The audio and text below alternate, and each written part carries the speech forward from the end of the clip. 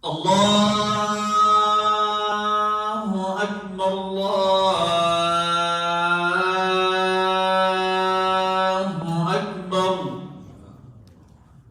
لا إله إلا الله.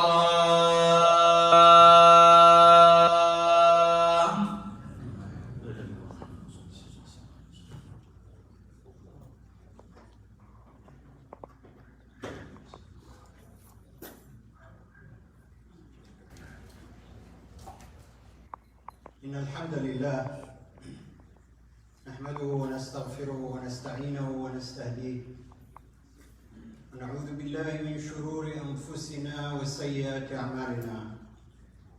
من يهد الله فهو المهتد ومن يضلل فلن تجد له وليا مرشدا. الحمد لله الواحد الأحد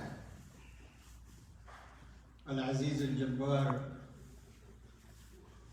الأول الآخر والظاهر الباطن، هو الحي القيوم، وهو الذي أنزل على عبده الكتاب ولم يجعل له عوجا، وهو الذي خلق الإنسان وعلمه البيان، وهو الذي علم بالقلم وعلم الإنسان ما لم يعلم. سبحانك لا علم لنا إلا ما علمتنا إنك أنت العليم الحكيم. اللهم علمنا من علمك وأعطنا من حكمتك وآتنا من لدنك رحمة وهيئ لنا من أمرنا رشدا. وأشهد أن لا إله إلا الله وحده لا شريك له، وأشهد أن محمدا عبده ورسوله وصفيه وخليله، أدى الأمانة وبلغ الرسالة ونصح للأمة فكشف الله به الأمة، وتركنا على المحجة البيضاء ليلها كنهارها ولا يزيغ عنها إلا هالك. اللهم صل وسلم وبارك على محمد وعلى آل محمد كما صليت وباركت على إبراهيم وعلى آل إبراهيم في العالمين إنك حميد مجيد. يا أيها الذين آمنوا اتقوا الله حق تقاته ولا تموتن إلا وأنتم مسلمون. Indeed, all praise is due to Allah subhanahu wa ta'ala, the one true God who created each and every one of us. He is the first, He is the last, He is the giver, He is the taker, He is the honorer and dishonorer. I bear witness that there is no deity worthy of worship except that one true God, Allah subhanahu wa ta'ala. That Muhammad sallallahu alayhi wa sallam is indeed His prophet and messenger, servant and slave. Allah's peace and blessings be upon him and his family, as Allah has blessed Ibrahim or Abraham and his family. My dear beloved brothers and sisters, I want to remind myself and each and every one of us that the most important thing you and I can accomplish in this transitional life is to become people of taqwa. People who are in the most sincerest way God-fearing. Fearing Allah subhanahu wa ta'ala in a way that's exclusive to Him and Him only. In a way that's entirely different than our fear of other powers, be they tyrants, governments, other institutions, bullies in the schoolyard, or any other individuals who make us fearful of them. That kind of fear is associated with negativity. Whereas Allah's fear of Allah subhanahu wa ta'ala, elevates the individual to become a better human being, always God conscious, always policing themselves before anybody polices them. So in other words, there's nothing negative associated with that. And we have to separate the two fears in that exact same way.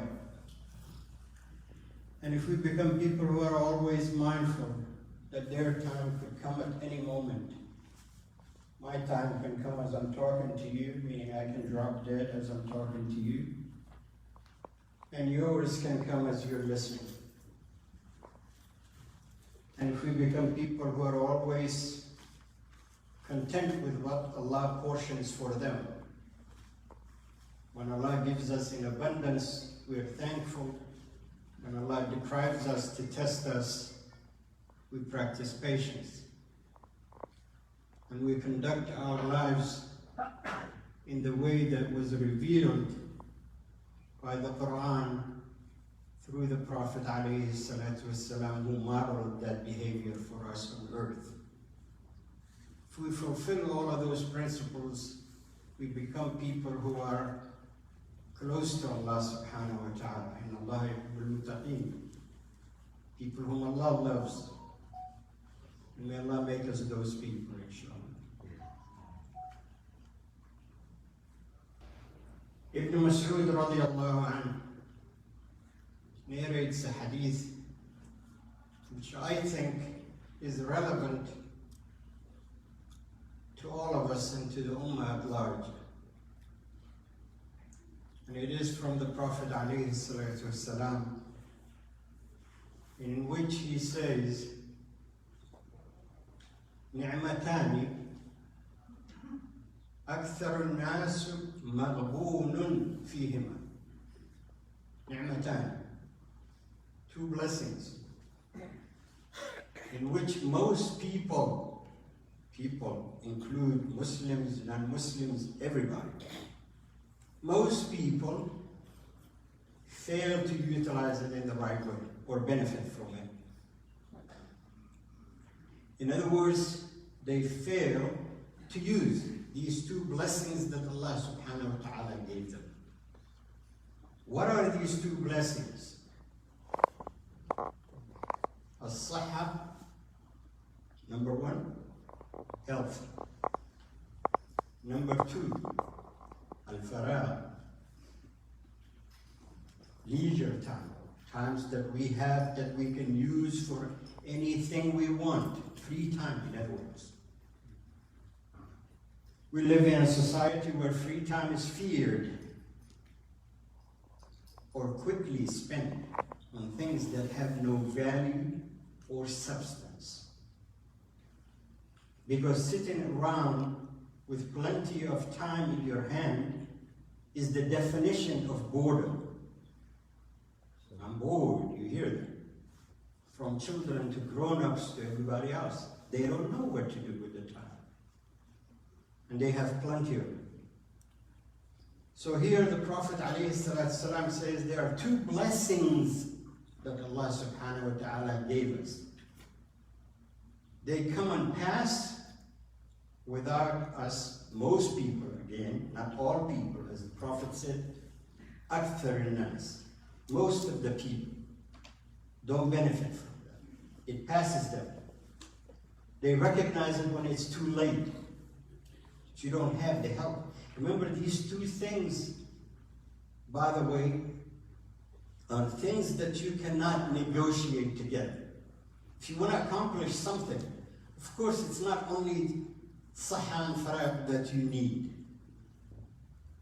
It's not just the health and time to accomplish that goal of yours, or complete that project of yours.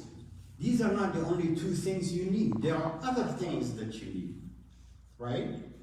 You need planning, right? You need resources. All of these things are true. But guess what? These other things, if you don't have them, you can always get them. There's always somebody else who believes in what you believe, who would be able to help you if you ask them. Right? If it is money, for example, you're short of money and you wanted to fulfill this project with your free time, and it's a good cause, you can reach for others. But when it comes to health and time, nobody can loan you their health. If you're sick and you're in a hospital, you can't call your loved one and say, by the way, can we switch? You know, you come to the bed and feel sick for me, and I'll feel healthy for you. It doesn't work that way. Right? Likewise with time. Allah subhanahu wa ta'ala gives the exact same time to everybody. Young, old, black, white, rich, poor, it does not matter. Everybody gets 24 hours. So these two things are that important, because you cannot really negotiate to compensate what you fail to fulfill or to take advantage of. That's why the Prophet ﷺ wanted to underline these two things. So what does that mean? What it means is, while you and I are healthy, and this is an advice to me before it is to anybody else. While we are healthy and we have time in our hands, to always think, how can I do better things? Oftentimes, people focus on what is beneficial to them as individuals. And there's nothing wrong with that. If you're a business person, you want to give attention to that business. If you're in a school, you want to give attention to that school and spend some time, you know, advancing yourself in that. There's nothing wrong with that. But you cannot limit yourself in taking care of yourself only. You and I have to ask ourselves, how much of our time do we spend to advance the me, myself, and I, in other words, your personal needs and wants, versus the we aspect, us, we, collectively, as a community, as a society, as a nation, as a ummah, you know, the we aspect. How often do you see that? People really struggling in life to advance that we. Only few do that. You and I are born or programmed to be struggling in life, aspiring for survival, for other things, to accomplish some things that are big, grand, and leave legacy behind that's good, that people are benefiting from it long after you're gone, and they make dua for you. That's what this deen teaches us. So in order for us to do that, we have to get to know ourselves first. Allah subhanahu wa ta'ala, the creator who created you and me, wants to introduce us to us. In other words, we don't know one another. Very seldom with the individual spend a lot of time to discover themselves. They're limited. I'm not talking about somebody who looks at the mirror and says, you know, this is how I look, or this is how I am. Or superficially can tell you who they are as an individual. I'm married, I have X number of kids, and I have a good job, and I live in X neighborhood. That's not what I'm talking about. Really knowing yourself is to know what your purpose is as an individual. And if one understands that, then one can manage their time better. They would say, how much time am I spending in that particular project? Or what I wanted to accomplish, fulfilling that goal.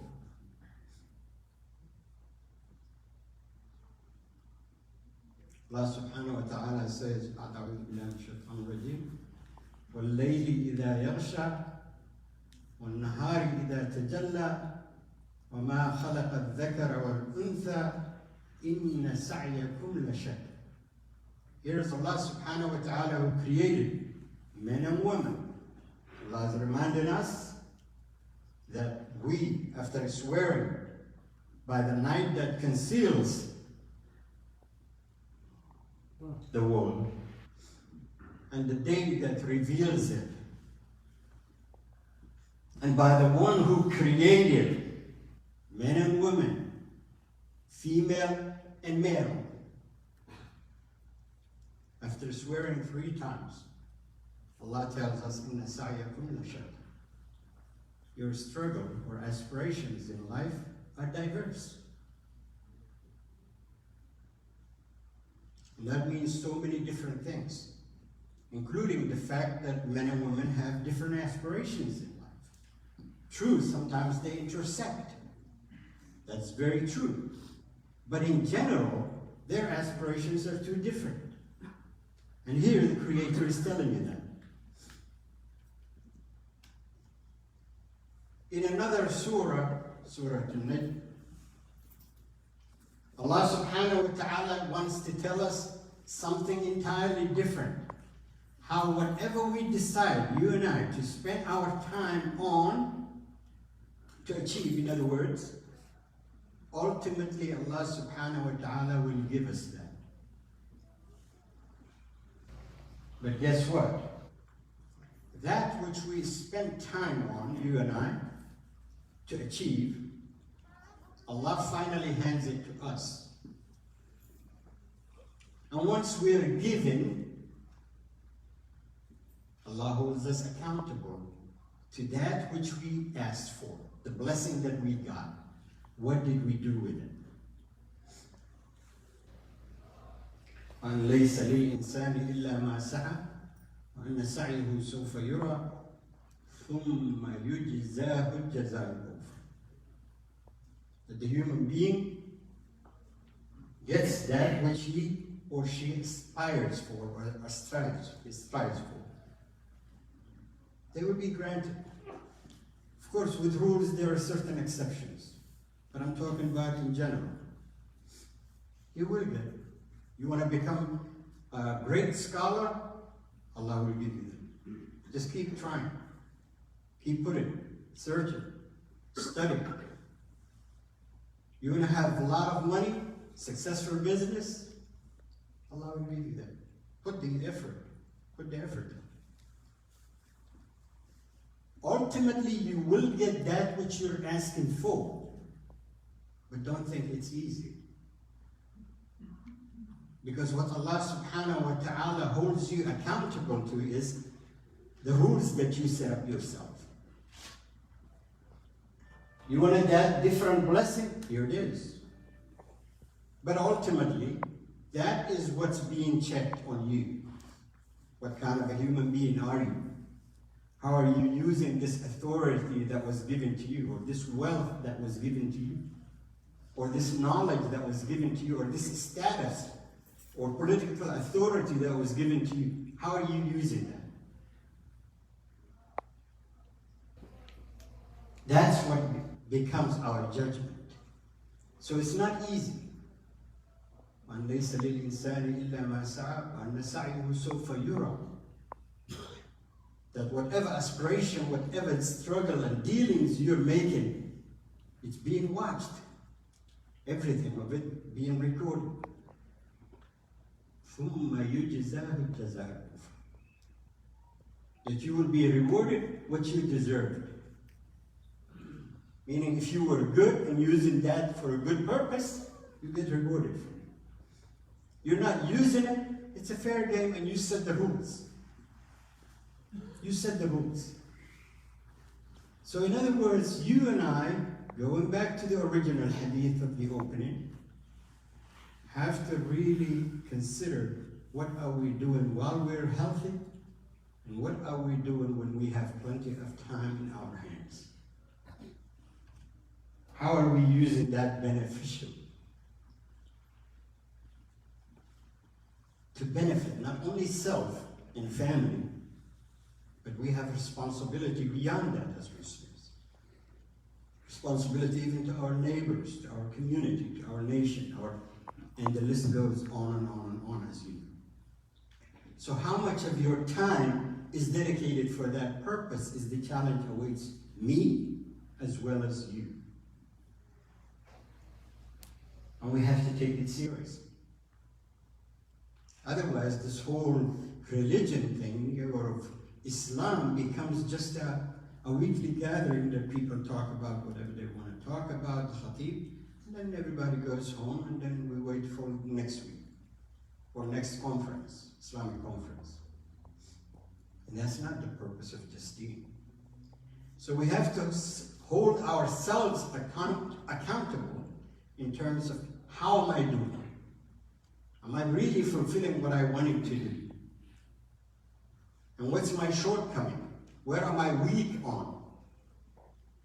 You know, not that we have a problem with that as Muslims. You know, self-criticism or self-review or self-analysis, right? To know exactly how well you're doing requires certain honesty. If you're weak in this area, to say, you know what? Well, this area I'm weak on, I just need to work on it. Or this area I'm not up to it right now.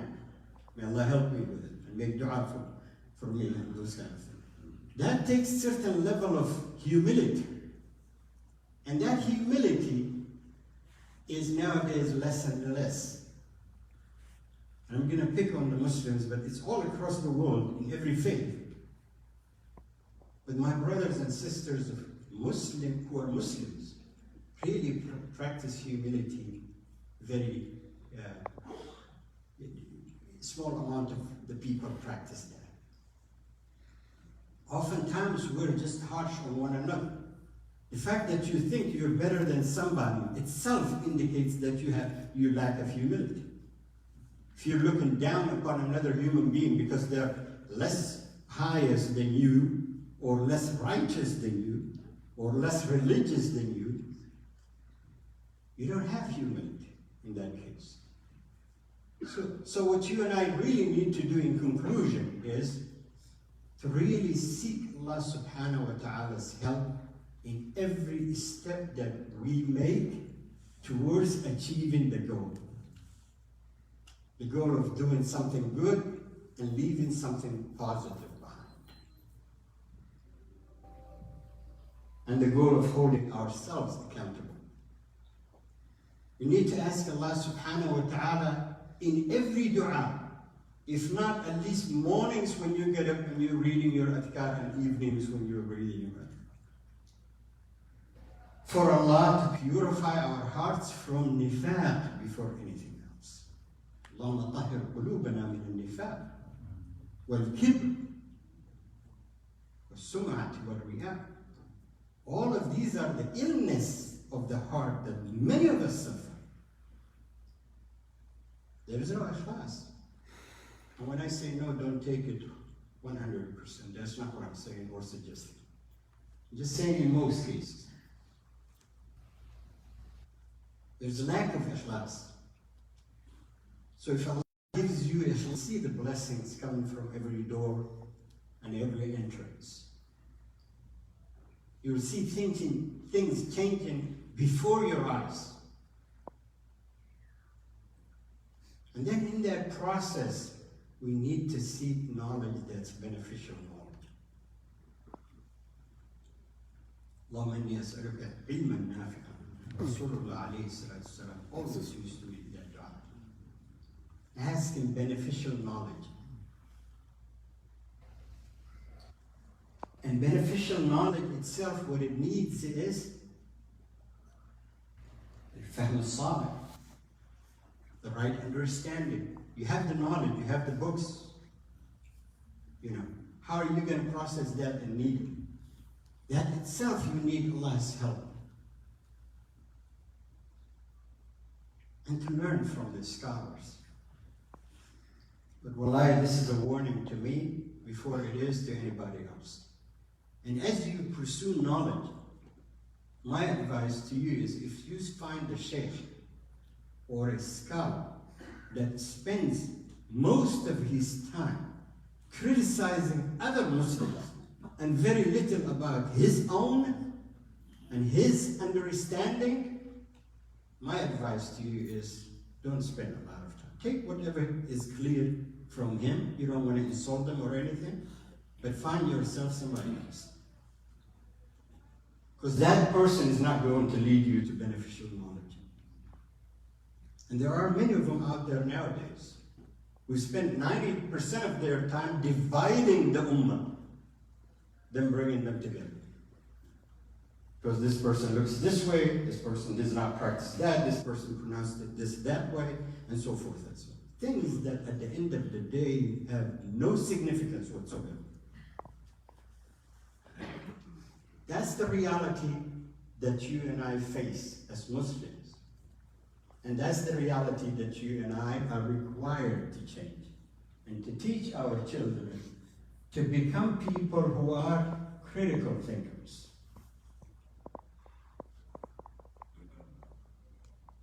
Accept what Allah subhanahu wa ta'ala said, accept what we learned from the seerah, the examples that the Prophet ﷺ laid for us, but never become muta'assib in terms of one shaykh or one madhab or one this. That ta'assub is ultimately what takes you to hellfire. And ta'assub is uncritical attachment to an idea of or a person or people or any kind of identity or clan or nation or whatever, that you just blindly, you don't see anything. I mean, we're just the right people, that's just the way we are. And our people never make mistakes. That type of attitude. That one is a dangerous thing. It's not good. And many of our people are blinded in that fashion. Their understanding of Islam, which is an ocean, is the beach corner that they had, that they lived and visited every day. That to them is Islam. To the other person is this vastness of an ocean or body of water. Islam is that kind. Whereas another person sees it in a little corner. Whatever they learned, that's Islam right there. So in other words, you and I are not practicing Islam if we're not really being good to others. To ourselves, to our families, to our neighbors, and to others definitely. أقول قولي هذا وأستغفر الله لي ولكم فاستغفروه إنه هو الغفور الرحيم.